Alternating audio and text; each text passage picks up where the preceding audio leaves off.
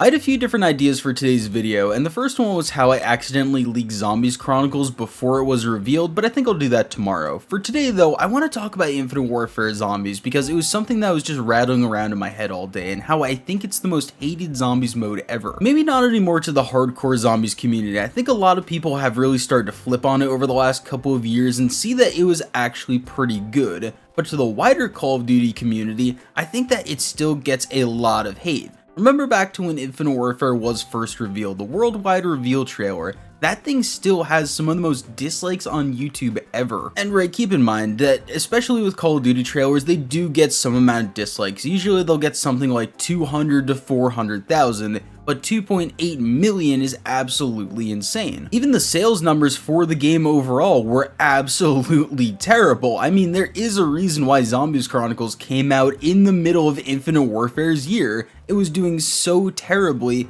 that they decided, you know what, okay, we really kind of have to save it. Oh god, I hate the SMR. Seriously, I can't fucking escape this thing. There's gonna be a video about this in the next 2 days on the main channel, but for now, anyway, back to Infinite Warfare.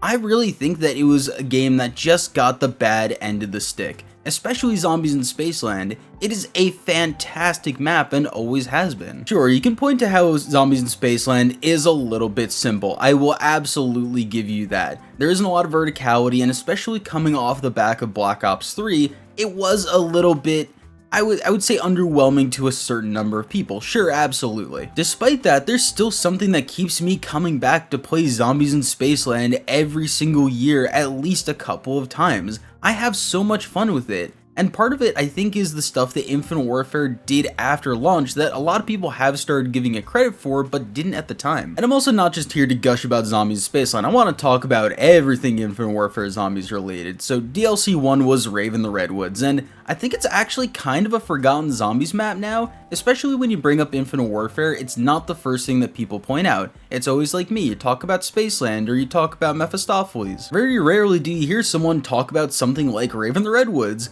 And honestly, I think it's a good map. If I had to rank it, I'd put it somewhere in like a B+ tier. I thought it was a very good map, especially for the time. It had a lot of great colors, it tried out a lot of new things that Zombies kind of did keep going forward with even after the year was ended. Personally, I also love the whole idea of having melee weapons as your starting weapon. You could choose between which ones you wanted. None of them were particularly better than any of the others, but they played slightly differently. If you use the golf club, then you'd swing slightly faster. If you use the axe, you could cover more zombies. There was slight differences between all of them, and it was really nice. Where I think that the whole thing fell flat though is that it just wasn't Treyarch Zombies at a time that Treyarch Zombies was very much so absolutely popping off. Infinite Warfare had its own crew, its own storyline, and it very much so did its own thing. It tried to create its own identity that was genuinely very solid. I'm still not a huge fan of the crew that we got. They're just kinda lame, but that's the way they were written. It was on purpose. Willard Wyler was a great character though, and he actually got a lot of development as the year went along, and especially all the twists later on with Mephistopheles and Lee Ross sort of being the devil.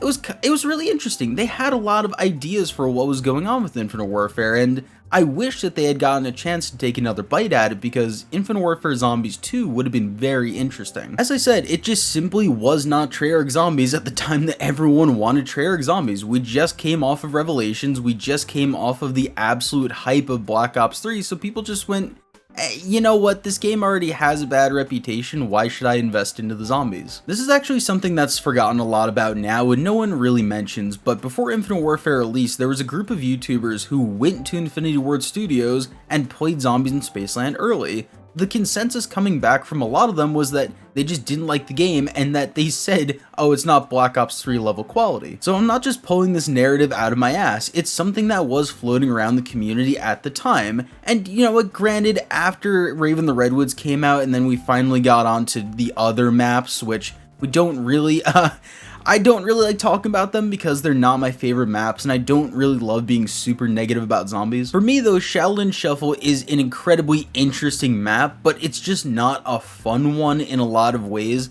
The New York aesthetic is absolutely insane. It is very cool. It's one of my favorite places that we've ever been in zombies because it's somewhere that I feel like, hey, there could actually be a zombie outbreak here. The way that it played though, I wasn't just a huge fan. I think that there was a lot of ninja zombies. I think that there was a lot of fighting the Rat King, and I think that the Easter egg itself was a little bit more convoluted than needed to be just for the sake of it not taking 2 hours to complete for the first person in the world. Having a katana though is absolutely very cool. I love that wonder weapon. It is so fun. I just love all melee wonder weapons. Those things are insanely fun. Overall, I do think the general consensus of Shaolin Shuffle and even Rave in the Redwoods wasn't overwhelmingly positive. I think a lot of people liked Rave right away, but as the months went along and as we got further into the year, people started to sour on it. And then with Shaolin Shuffle, I think that went even further. Then where things absolutely fell off of a cliff for Infinite Warfare zombies was with Attack of the Radioactive Thing.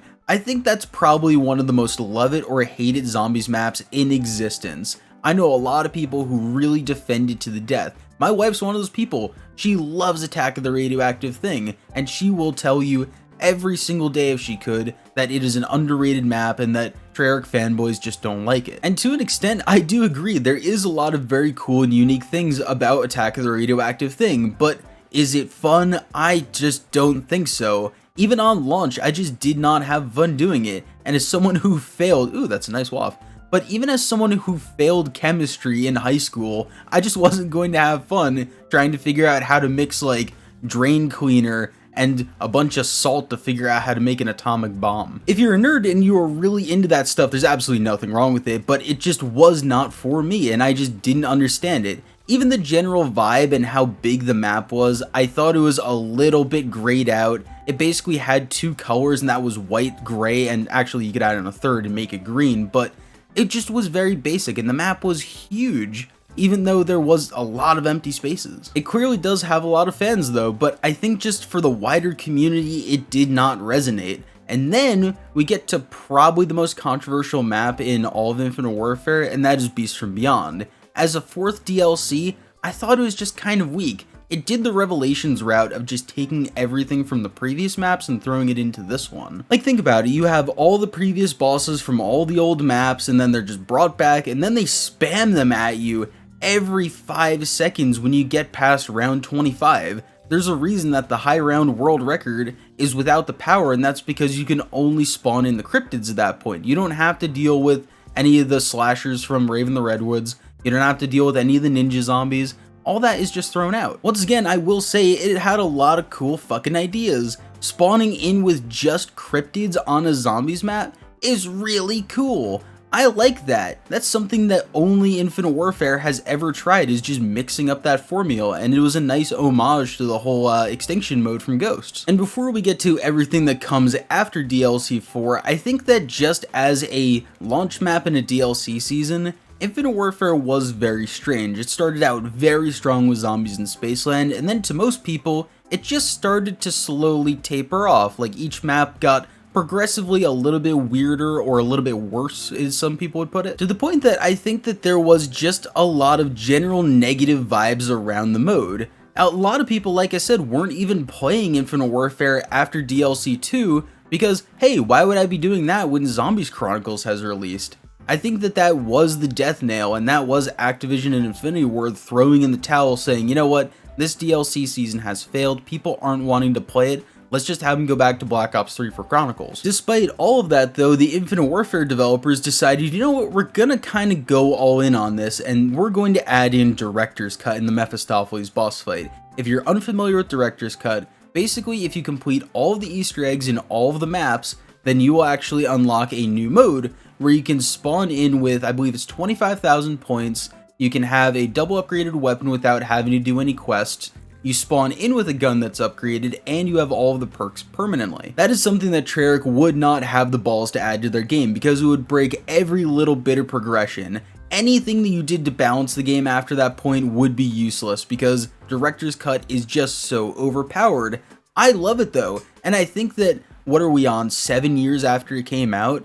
We're at a point where it makes the game a lot more accessible to come back and enjoy. I don't want to have to struggle and remember Easter eggs and stuff. just toggle on director's cut, I get all my perks, and I can go have some fun. And on top of director's cut, they also added in the coolest boss fight in Zombies history with Mephistopheles. It got its own cutscenes, and it is a giant devil boss fight that I would say is the hardest boss in Zombies history. There's a lot of people, including me, who still have not beaten it solo. That thing is fucking difficult. It will smash you into the ground and not care a single bit. Director's cut does help, sure, but not really as much as you'd think it does, because it is brutal. It's really fun though, and I think that it was the most incredible 2 additions that they could have possibly made to the game, even at the end of the year when no one really cared. Nowadays with Infinite Warfare though, what is its legacy? I think it's a game that really got kind of shafted by everything going on around it, and sure, it didn't always have the strongest maps, but it had some very bold and unique ideas. It got a lot of hate simply for existing alongside Infinite Warfare. For as much as us Zombies fans really hate Vanguard, it's a game that most people, especially if you're on the multiplayer side or you're a casual, just kind of went, okay, it's another Call of Duty, but they don't outright hate. Infinite Warfare is a game that a lot of people still just refuse to even try it out. Plus, as much as I will praise Director's Cut and Mephistopheles, it is kind of a shame that you need to own the entire season pass in order to be able to unlock that content. Sure, it's cool for the people that are very invested in Zombies, but if you're not willing to spend that much money, then it sucks. Spaceland always will be one of the best launch maps of all time in my opinion. To me, it's a top 10 map ever made. It sometimes borders on top 5 if I'm really feeling it and I've been playing it recently. All of the other maps though, aside from Rave and the Redwoods, I wouldn't really be that mad if I kind of never played them again. And I know, it's absolutely super subjective and there's a lot of people who love those maps, but I just don't see the wider Call of Duty community ever coming around to it, and that's a shame. Oh, and one more thing before we do go, if you could do me a favor and go over to the main channel and go watch the most recent video, I would really appreciate it. It helps me and Chantal out very much. If not, then that is absolutely fine. You should go check the video that's coming up on the screen in a couple seconds. Thank you very much for your support on this channel.